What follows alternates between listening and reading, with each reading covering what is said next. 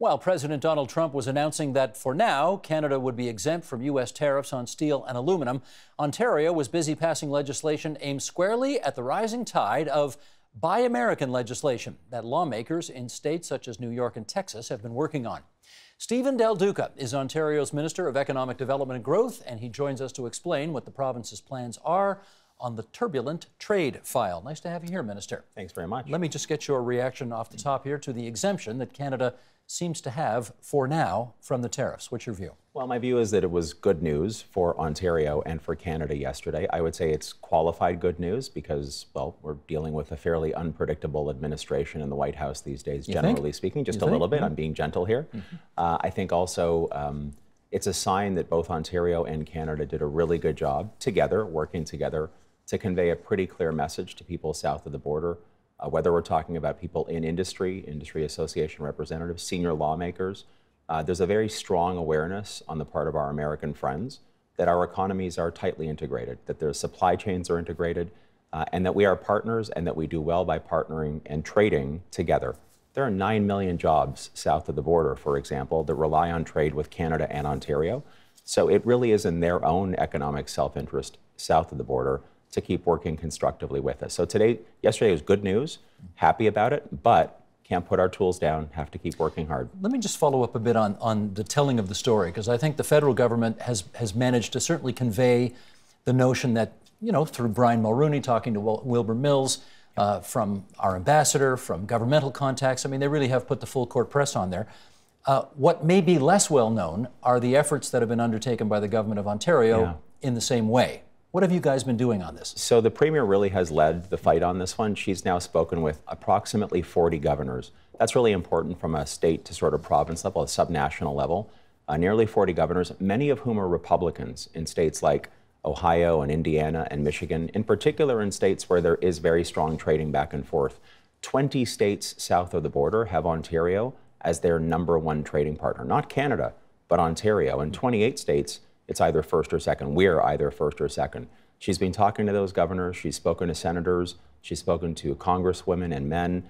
And again, industry association representatives in auto and steel on both sides of the border to convey that message. And it's resonating. How do you as a government, though, deal with, and you used this word earlier, deal with an administration, well, it's not even the administration necessarily. It may just be the Oval Office that is so utterly unpredictable. Well, I think you keep engaging and you don't give up the fight. You don't ever put your tools down and you don't apologize for standing up for your workers and for your businesses. And that's what the Premier and the rest of our team have been very clear on. We know who we're fighting for. So if it's the steel question that we were talking about yesterday, we know in Hamilton and Sault Ste. Marie and Windsor and communities right across the province, 16,000 people approximately actually work directly in our steel industry here in this province. That's 16,000 families that needed to get good news yesterday, and they did. But again, because it's a qualified exemption, I think Canada and Ontario have to keep engaging, and that's what we're committed to doing. It is a qualified exemption because President Trump hasn't said it lasts forever, right? It lasts, and presumably some of it is contingent upon the two sides being able to come, the three sides, to a renewed North American Free Trade Agreement. My question is, to that end, what pressure are you having to put on the federal government to make sure those talks go swimmingly, so that you, as an Ontario politician, get good news at the end of the day? Yeah, it's a great point. I would say that our federal government has engaged really, really well on the NAFTA file. Minister Freeland, the Prime Minister's office, staff in multiple offices have been in touch with us on a regular basis. They've also been in touch with many critical sectors that are so important for Ontario, like auto, like chemical, like our ag sector. That work will continue. The engaging will continue. I think there's a very clear understanding on the part of our federal government that a deal that's modernized or modernizes NAFTA makes sense to us. We are a trading jurisdiction. We're a place that needs to rely on trade, but it can't be a deal that's not good for Ontario as well, because we are the economic heartland of this country. I believe our federal friends understand that. They've certainly engaged well so far. But here in Ontario, our Premier, myself, the rest of our colleagues inside of government, we have a primary responsibility. It's a fundamental duty to stand up for the people of this province, and that really is what we're focused on. To that end, you passed something yesterday called the Fairness in Procurement Act. Right. What is that? Well, it's Bill 194, and what we've seen is south of the border, in particular in New York and in Texas, we've seen rising protectionism. I mean, there's a general kind of thrust in that direction, as we've talked about in the States, but New York and Texas in particular have tried to make it harder for companies in Ontario in particular sectors relating to infrastructure to be able to do business successfully in those two states. We don't want a trading war here in the province. Again, we are a place that needs to rely on trade, and when we have the chance to compete, compete fairly, we know that our workers and businesses can compete with anyone in the world and win. But we also, again, have a responsibility to respond if someone decides that they're going to be discriminating, if I could say, against our local producers, or against our local workers. So in Bill 194, we've created the opportunity for our government to respond, and to respond in a proportionate way to what Texas and New York in particular are doing. We wanted to have that legislation passed to give us the tools to respond. And it passed in the legislature yesterday, which I was very happy to see, of course. But it was a really interesting journey as it navigated through the legislative process, because for what it's worth, neither of the opposition parties, though they landed in a certain place on this on the final vote, neither of them seemed to really have that same, or want to place that same emphasis as we did on standing up for Ontario workers, again, in communities like the Soo, like Hamilton and elsewhere. And that was disappointing for me to see, but we got it passed. It is passed now, and we're positioned strongly to respond should we choose to do so. You'll appreciate the fact that they wouldn't characterize what transpired in the same way that you just did. Sure. In fact, the Conservatives would say, why does this make sense for the government of Ontario, in essence, to be upping the ante, to be sort of tweaking the people who you're trying to get business from, and sort of continuing down the road of provocative action rather than doing the opposite? That's certainly what the Conservatives were saying in the legislature. What's Sure. the answer to that? Well, I think the answer is you have to do both, right? I mean, governing this province is a complex process. There are lots of moving parts. There are no simplistic answers, though some of my friends on the Blue team may think that there are simplistic answers, but Steve, there really aren't in a province that's literally approximately $130 billion a year enterprise. So you have to be able to do both. You need to be able to engage constructively like we have, like our Premier has. You need to be able to position your talent pool, your investments in infrastructure, healthcare, education, the way that we have. You see our economy growing. We have good job numbers out this month. All of this is going in the right direction. But at the end of the day, we will not allow our workers and our businesses to be pushed around by people who are supposed to be our friends. And that's the part that I just, again, can't understand why Ontario's Conservatives wouldn't see it that way. But we got it passed. I'm going to sort of stay away from partisan politics right now, because I want to know more about what this bill will allow you to do. It says you can take responsive action, and I think we need to know a lot more about what that means. Sure. So in a couple of examples. So what it does in both the case of New York and Texas, it helps us sort of label these as a sort of offending jurisdictions, that they're in violation of the trading principles that we have in place. In New York's case, in both Texas and New York's case, it relates to infrastructure.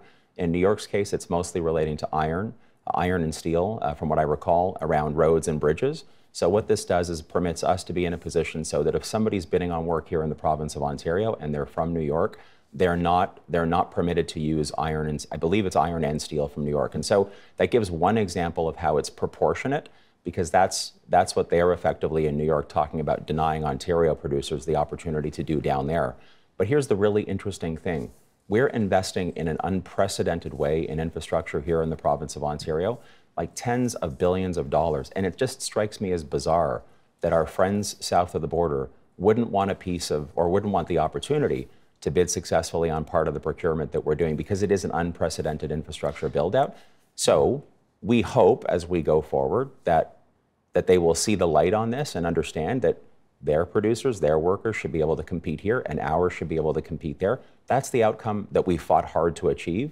For now, our friends in New York and Texas seem to be going in a different direction. We wanted to position ourselves, we wanted to arm ourselves so that we could respond proportionately.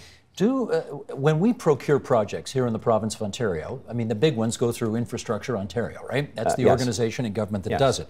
And don't they already give a leg up to Ontario businesses, because they will have sort of greater local knowledge of the facts on the ground here? It's not necessarily a leg up, but there are some provisions in the procurement that we do. For example, wearing my old hat in transportation and transit, where there is a 25% local content component that is required. Some of that's being adjusted with some of the recent trade deals that have been signed, like CETA with Europe, and that it used to be a 25% floor. Now I believe it's a 25% ceiling. But we have those provisions included within the rules of the game, within the rules or the regimes that exist, generally speaking. What we've seen in New York and Texas is a move sort of beyond or outside of the general approach that's accepted for the most part in both places. It's unfortunate. There's still time for those states to sort of change their course or take a different approach. We sincerely hope they do. Again, I want to stress, I know in particular in infrastructure, we do such incredible work here in this province. We have great tradespeople, we have great infrastructure companies. They should be able to compete openly and fairly in an unfettered way. And when they can, we will do just fine. What makes you think the United States won't challenge this at the World Trade Organization or something like that and continue to up the ante? Well, I mean, again, we don't want a trade war. We don't want to go down this path. They kind of, I mean, it really is as simple as this. They started a process that unfortunately could hinder or hamper Ontario's economic productivity. We felt we had a responsibility to be in a position to respond proportionately.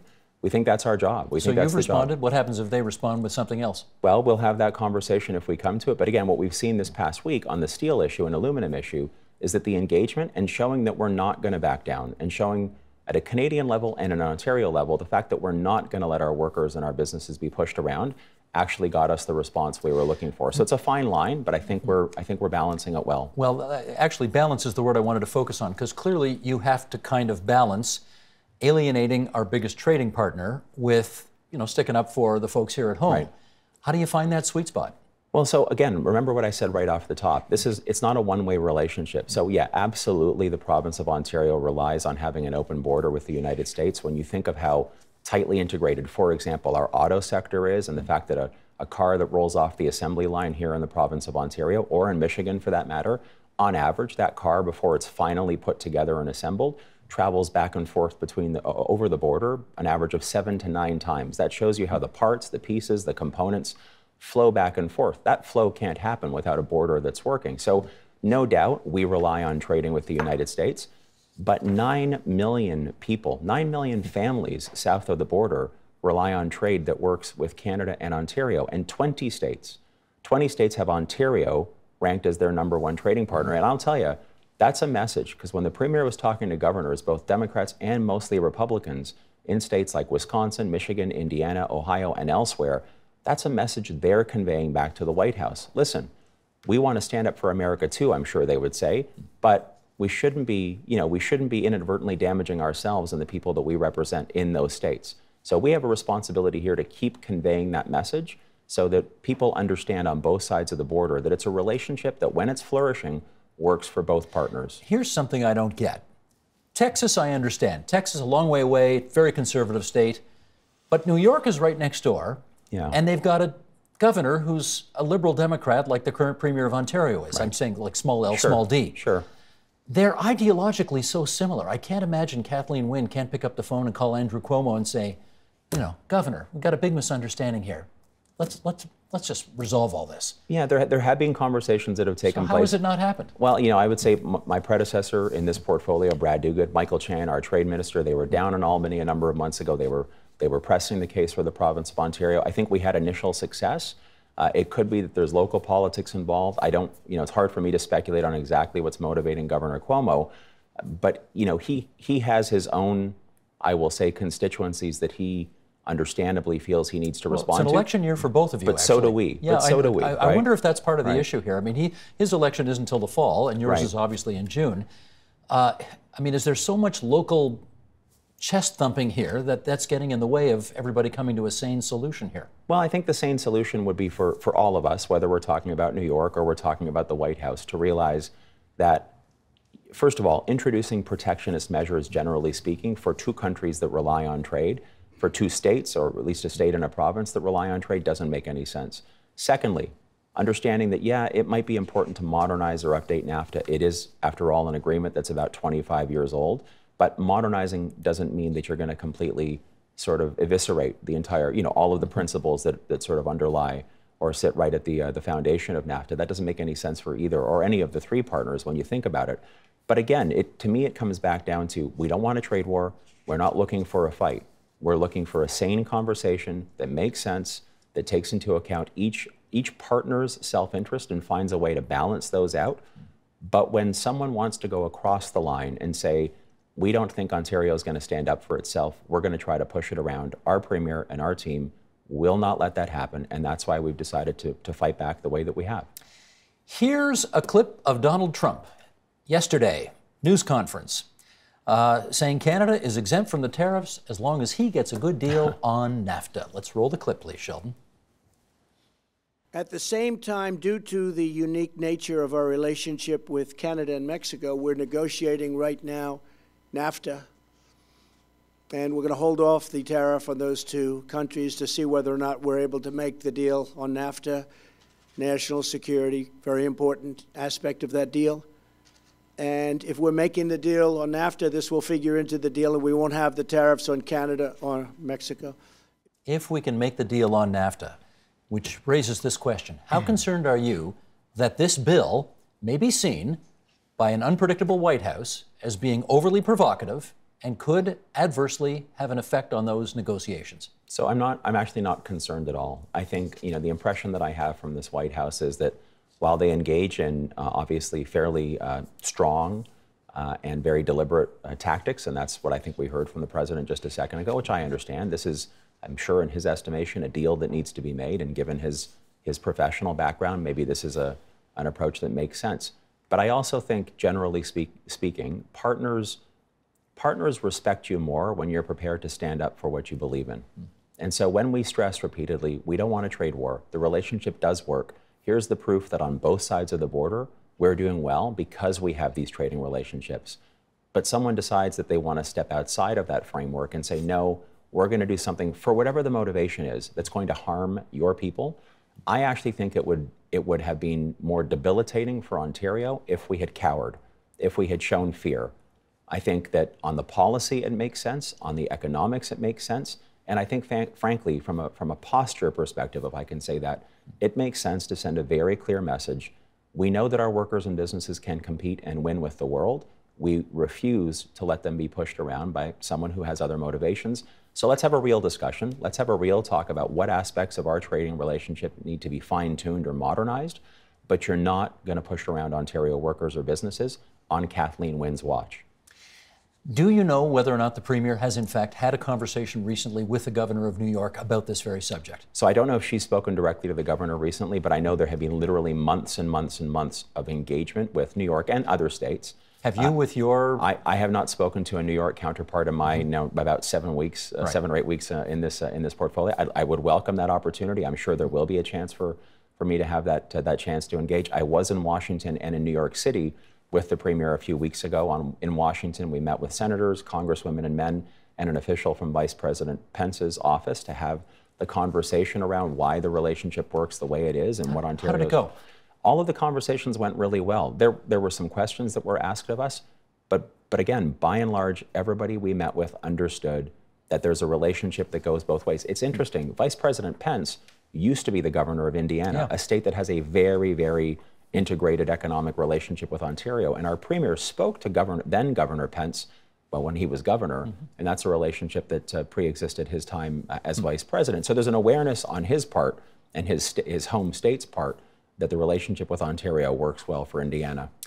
I have a minute left, and guess what I'm going to ask you about? No clue. I'm going to ask you, if the Liberal Party had its druthers, who would they like to see as the next Ontario PC Party leader?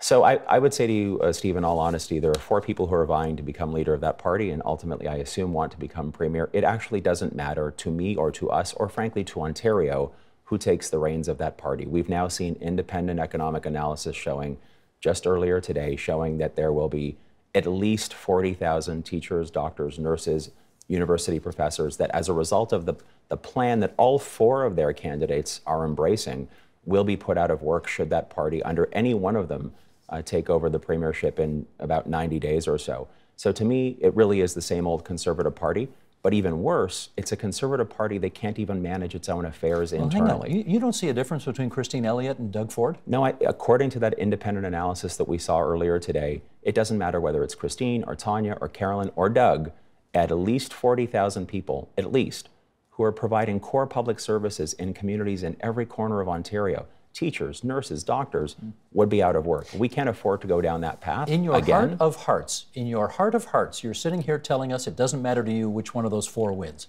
Well, when all 4 of them want to fire at least 40,000 teachers, doctors, nurses, professors, and others, I think it does matter that Ontarians pay attention to what the Conservatives are offering, pay attention to the election campaign, and remember fundamentally who's fighting for them, and that's us. I can't wait for this campaign to begin. Well, it kind of already has. That's Stephen Del Duca. He's the Minister of Economic Development and Growth, and we are grateful to the Liberal MPP for Vaughan for coming into TVO tonight. Thanks so much. Thank you, Steve. The Agenda with Steve Paikin is brought to you by the Chartered Professional Accountants of Ontario, helping businesses stay on the right side of change with strategic thinking, insightful decisions, and business leadership. Are you on the right side of change? Ask an Ontario CPA.